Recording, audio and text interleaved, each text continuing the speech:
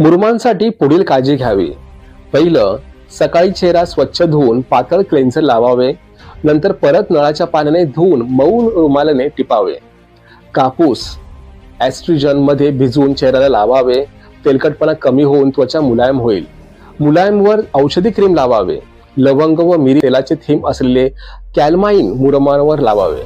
दुसरं, दुपारी परत चेहरा साध्या पाण्याने धुवून ॲस्ट्रिजंट लावून मग क्रीम लावावे.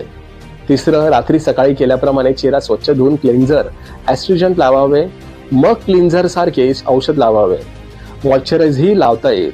मुरुम्या असल्यास ते कमी करण्यासाठी पुढील कृती करावी. पहिलं, मुरुमांना खूप हाताळू नये. दुसरं, ऑइल बेस क्रीम लावू नये. तिसरं, खूप तळणं वगैरे तळू नये, कारण उडणारे तेल व धूर त्वचेसाठी योग्य नाही. तर आजच्यापुरती एवढंच. जय महाराष्ट्र, फिट महाराष्ट्र. धन्यवाद.